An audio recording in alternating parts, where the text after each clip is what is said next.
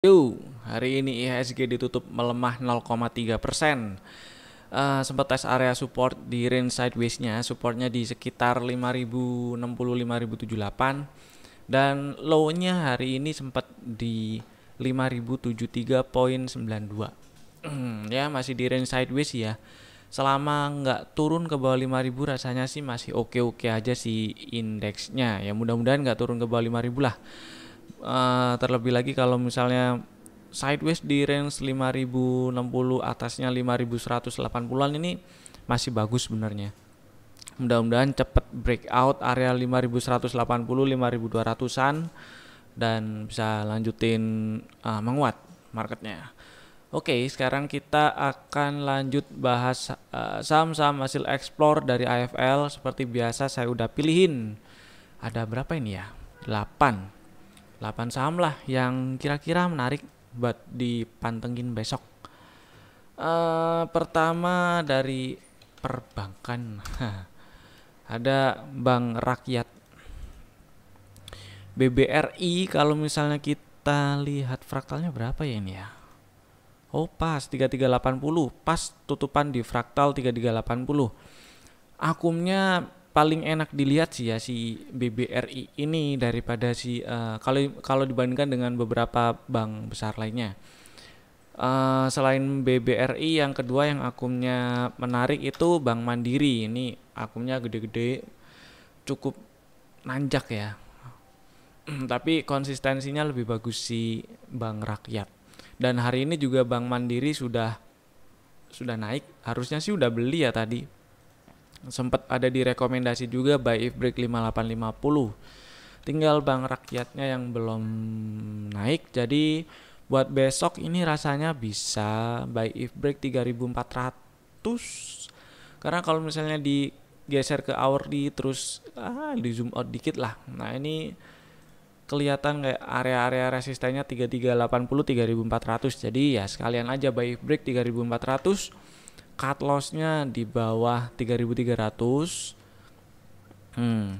Dan area resisten ya mudah-mudahan lancar ke 3800-an. Ini ada ruang lumayan loh ya. Ada ruang sekitar 11%-an, lumayan lah. Tapi waspada dulu di area 3600-an lah, 3600 3700-an. Waspada di area itu dulu kalau misalnya naik dan berhasil bertahan di atas 3400 dan 3500. Oke, kita lihat temennya Bank BCA.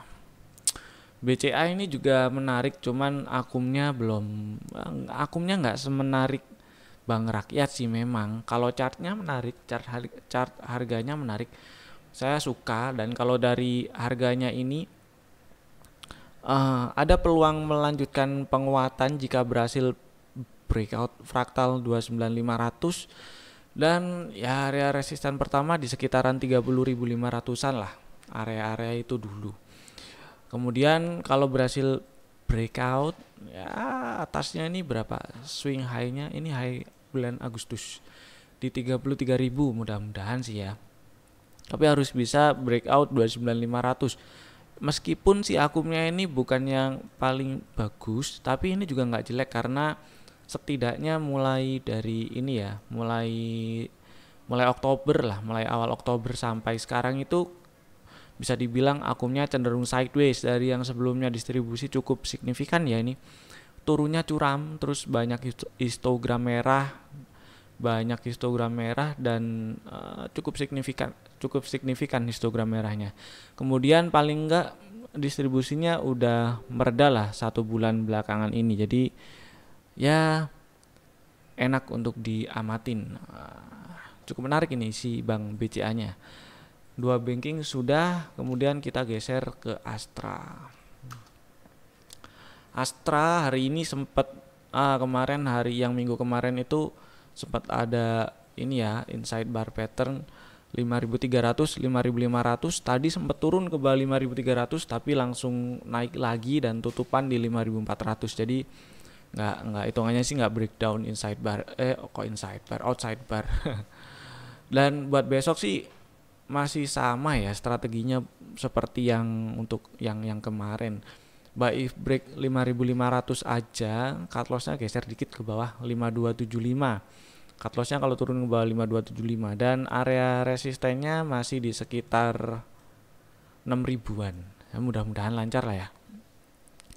Karena kalau misalnya nggak turun dan bertahan di bawah 5.300-an maksudnya, dan malah breakout 5.500, ini berpeluang meneruskan ke area 6 ribuan. Jadi cukup menarik sih Astranya. Tapi kalau ternyata nggak naik ke atas 5.500 dan turun ke bawah 5.275, yang sudah punya barang sebelumnya bisa kabur dulu aja lah, take profit dulu, karena harusnya sih sudah punya barang ya waktu